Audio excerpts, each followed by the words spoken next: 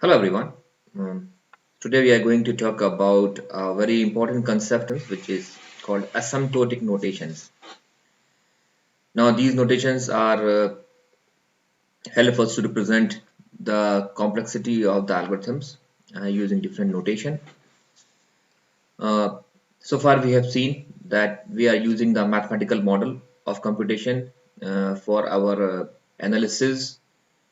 We are not using a real machines for many reasons because real machines basically have different other factors which can affect the performance of algorithms. Uh, so we are analyzing our algorithms on a mathematical model. It's a theoretical machine which have a very simple instruction set. It is not like a real machine where we have the different kind of memory we talk of, like we have main memory, we have a cache, we have registers. In the real computers, we talk about the support of pipelining. It supports the super scalarity, and the real computers also have a complex instruction set. So just to avoid all these things, we have proposed one mathematical model which have a very simple instruction set, and that purely evaluates the actual performance of algorithm without getting affected by the other parameters which actually are seen visible in case of real computers. So when we talk about asymptotic notation, we talk about asymptotic complexity, and basically it serves two purposes. So the first thing is uh, it acts as a function classification. Function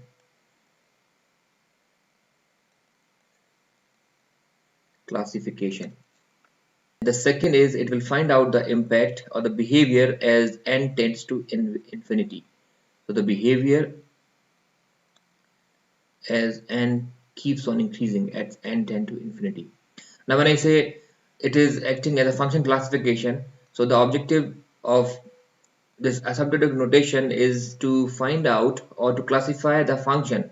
So let's say if we have find out that Tn equals to Tn square plus 5n, or we have find out that Tn equals to 7n square plus 6. Now here these two these two functions are actually belongs to the same class. So here the main objective is to find out that this function belongs to which class. We are not really interested to find out exact value, but to classify that the overall function belongs to which class. It belongs to a linear class or a quadratic or a square or anything else. So when we say that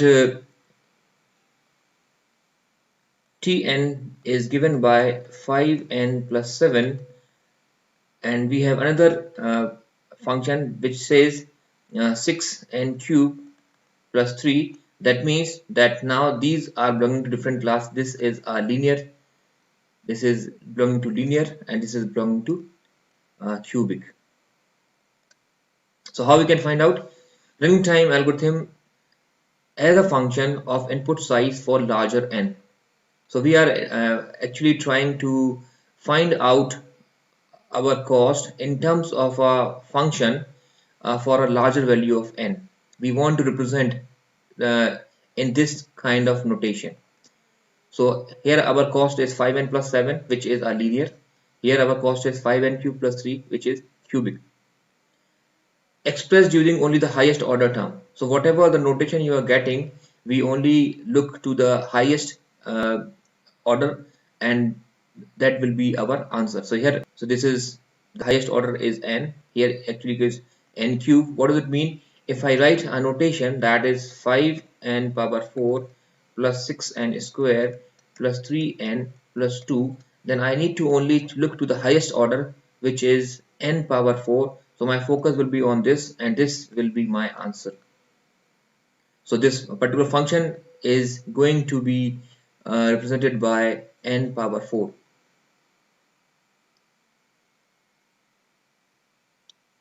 And we are writing this using our asymptotic notation. So here we have three notations has been defined. Uh, We have basically five, but most of the time we talk about the three. We have big O, we have omega, theta, we have a small o and a small omega. So these are the different notations which have been used. So here you can see that we have, these are the different notation that have been used to represent these function. So here our objective is to express the cost in terms of function which is defined as a natural numbers. So here this is we can say the function is theta of n square. We can say function is big O of n. We can say function is omega of n power 4. So we are defining the cost, whatever the cost we are having, we are trying to represent the cost in terms of function, and then we are trying to bound that function using these asymptotic notations, which actually confirms to some meaning. So what is this? When I say fn equals to theta of n square, it says that it describes how fn grows in comparison to n square. Normally when we talk about asymptotic notation, we are actually representing our actual function in terms of another function which is acting as a bounding function. So here theta, omega, big O actually describes the boundary of our function which we have associated with our algorithm. What does it mean? We will see in a few minutes. The notations describe different rate of growth relation between the defining function and the defined set of function. So we have one function and we are looking for any other function which can provide a boundary to our defined function.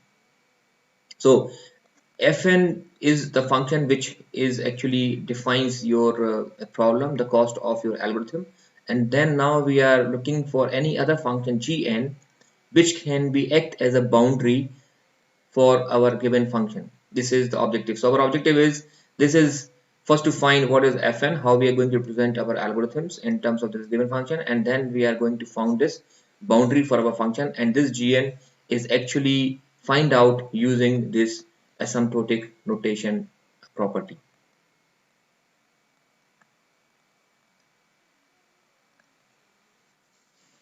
So we will see one by one all these functions. So the very first is big O notation. So big O notation means here we have, as you look here, this is our function. This is our function fn. We are plotting this function in the graph, and then we have another function. Let's say this is cgn. So you can see that initially they have the fluctuation. Sometimes fn is less, sometimes gn is less. But at this point of time, after this point, you will notice that fn is always less than gn. Now this defines the boundary. So what does it mean? It means we are saying that big O of Gn equals to Fn. There exists positive constant C and N0 such that for all n greater than N0, Fn is more than 0 and less than Cgn. So here the very simple meaning is, if I say Fn is equals to big O of Gn, that means Fn is less than Gn for some constant C. So whenever we write Fn is big O of Gn, that means this function will always be less than this function. So here function Fn will always be less than this function Gn for some constant C and more than N0, means after N0 this behavior will be reflected, before this it is not reflected. So we need to find out what is the value of N0, what is the value of C when Fn equals to big O of Gn. Now this basically defines the uh, upper bound. Now what do you mean by upper bound? Upper bound means it will give you the upper boundary, that this will be the upper boundary, this will always be the more value than the fn. So let's understand this concept with an example. So if I say fn is 3n plus 2 and g of n is n, for example, and if I am claiming fn is equals to big O of gn, that means that this function 3n plus 2 must be less than n for some constant c. So now my objective is to find this, what is the value of c and for what value of n this condition will hold. Now, in order to satisfy this, we always look this left and right side, and this will be true when this term n is here, n is here. When the c value is more than this, means here it is 3. If we put the value of c equals to 4, this is the primary condition to satisfy, and then we will look what for what values of n this will be satisfying. So I will say 3n plus 2 is less than. We will write c is equals to 4. So it is 4n. So I will say that 4n minus 3n is more than equals to 2 and n is more than equals to 2. That means for c equals to 4 and n greater than equals to 2, this condition holds correct. So I am going to say that fn equals to big O of gn for c equals to 4 and n is greater than equals to 2. Now, one thing to keep in mind that you may get many other combination for which this is going to be hold true, but we are looking for any one possible case where this condition set is actually true. To keep in mind that when we talk of big O is provides a tight upper bound. It means least upper value. What does it mean? It means if I take an example, if I say 5 is less than 6, it is also less than 7, it is also less than 8, also less than 9. So 5 is less than all these values. So actually all are correct. But when I say what is the least upper value, all values are actually more, but the minimum value which is actually more than 5, then you can say. So this 6 is actually referring to the tight upper bound. Similarly, when we talk about these notations, so if you have a function fn and which is less than any other function which is also linear,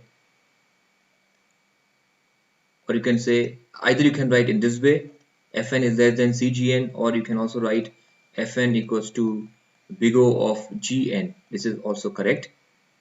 So if you are writing in this way, that means any function which is defined whose highest order term is linear. That means this is also correct for any function which is of square, which is of a cube, and so on. Every time this function will be less than any other function who is of higher power. Now all this condition holds true, but if I talk about the tight upper bound, then this is our answer. So normally when we say big O refers to the tight upper bound. So big O reflects to the this value, that is big O of gn, though all are correct, but this is the most accurate value in our case. Next is omega notation. Omega notation is used to represent the best case. I just forgot to tell you that big O notation is used to represent the worst case, the maximum time. It will give you the upper boundary, that this is the maximum cost will be required to execute the algorithm, or you can say the maximum amount of time required to execute the algorithm. But and when we talk about omega notation, we are concerning about the best, the minimum time we needed to compute your algorithm, to execute your algorithm. So here how can we say this is our function, this is our how we are reflecting, this is our function, and then we have another function. We always try to find out another function in context in contrast to the given function that can define the boundary. So in the previous case we have find out any other function which is actually always more than fn, but here we will try to find out any function which is always less than fn. So here you can see initially the values are fluctuating, but after this point we are calling as n0, this value of fn is always more than gn. So here if I say fn is equals to omega of gn, that means actually fn is always more than gn for some constant c. So here we need to find out actually what is the value of this constant, and after which value of n, we call it n0, that this condition holds true. So omega of gn equals to fn when there exists a positive constant c and n0 such that n is always a positive. One thing to keep in mind that these are all positive numbers, and we assume that this n0 must be more than 1, means these n reflects actually the input size. So input size must always be more than 1, then only we have a meaning of these notations. Okay, so let us take an example. Let's say we have given the function 3n plus 2 and gn equals to n, and if you claim that fn equals to omega of gn, that means I need to find out the value of c and the value of n0 so that this function will always be less than this function. In that case, this function will act as a lower boundary, that this is a minimum requirement.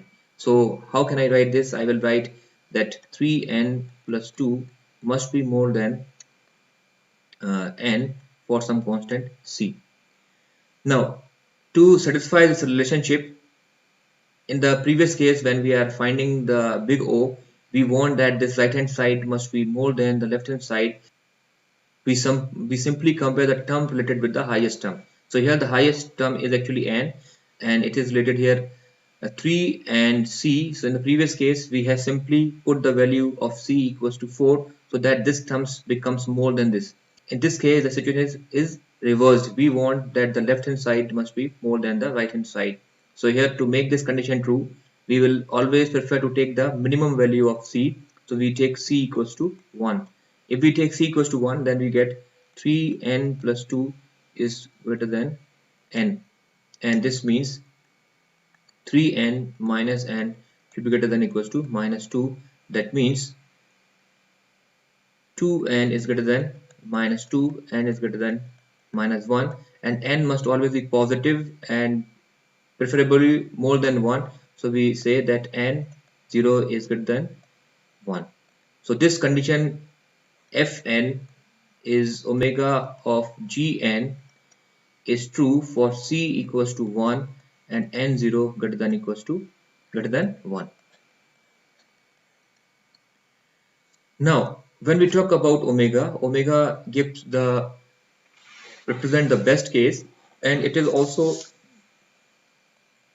a tight bound, and this is a lower tight bound. Okay, so what does it mean? 7 is more than 6, it is also more than 5, it is also more than 4, it is also more than 3, it is also more than 2, and so on. So this is actually true for all cases.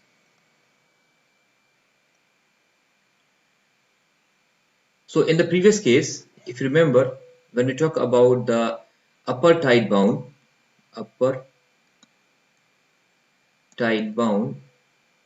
which is actually a big O, we there talk about the least upper value.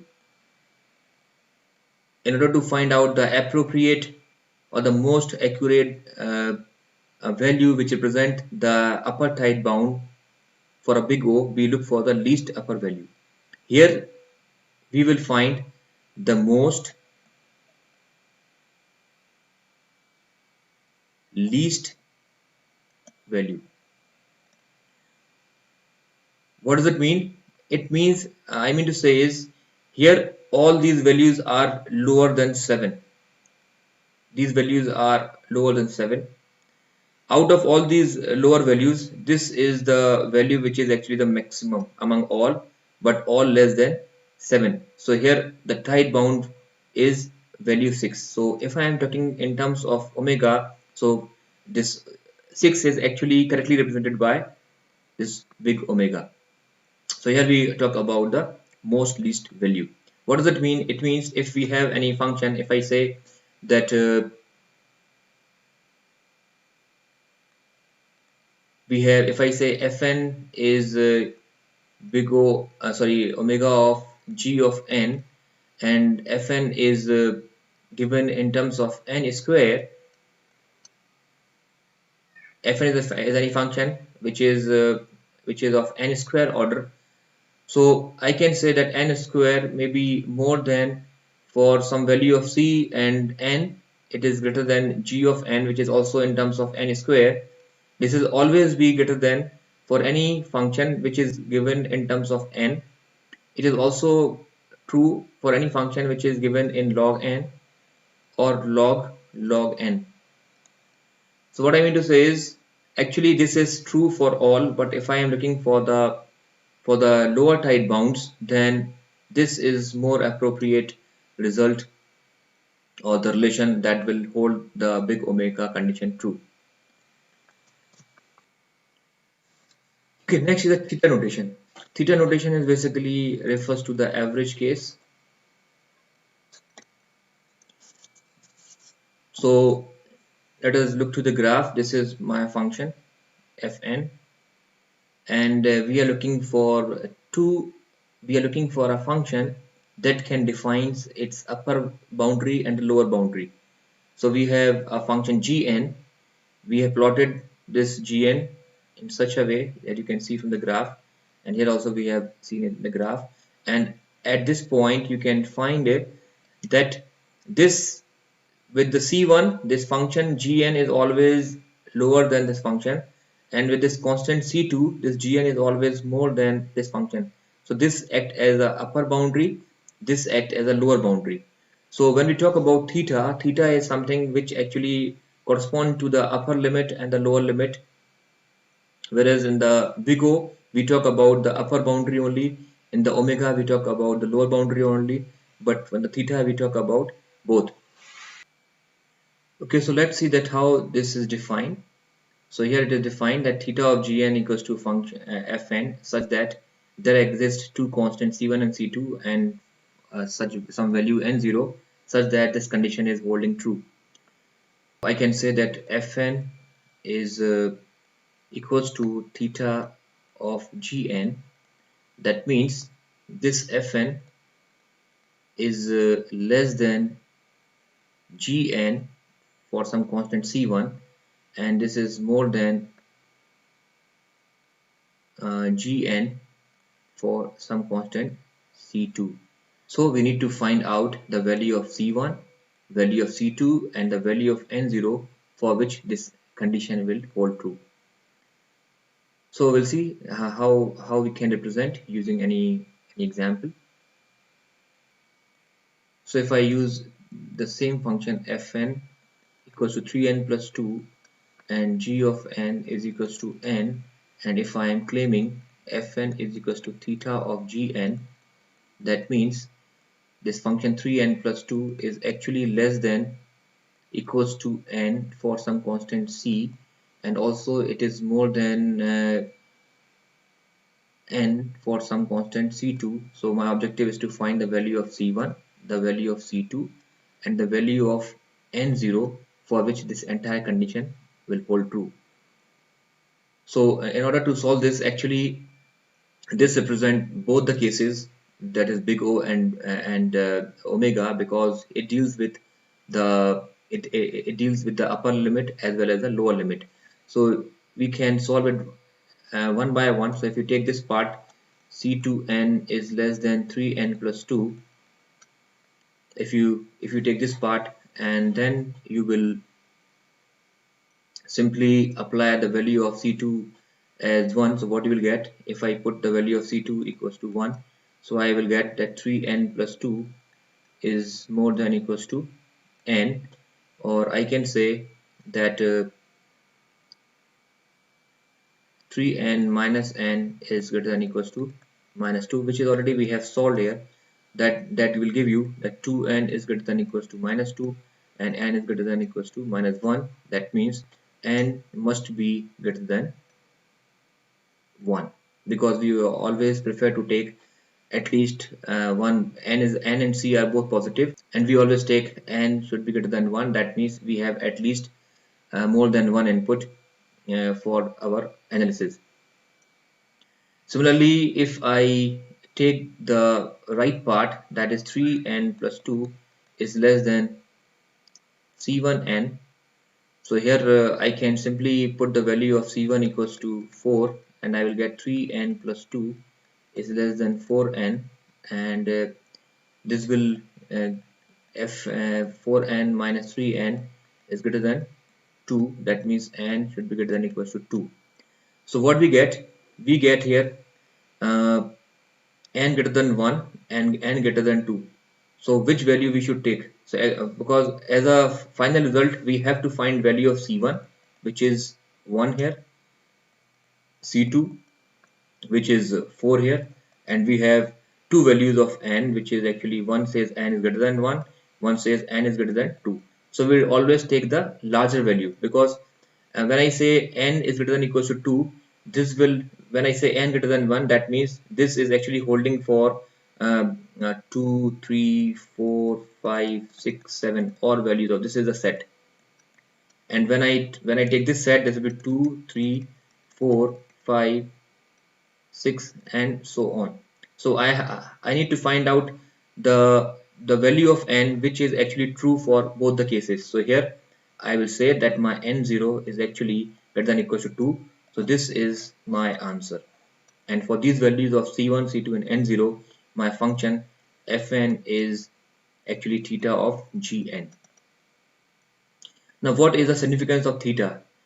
The significance of theta is whenever we find the value of omega and the value of big O equal, both are same. When you find that omega and big O are same, then we represent the situation in terms of theta.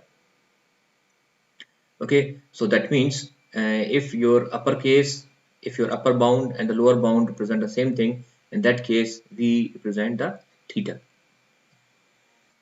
So let us look all the three notations, theta, big O and omega, together. Or to summarize this, you can see that here when we talk about theta, we have upper bound and lower bound.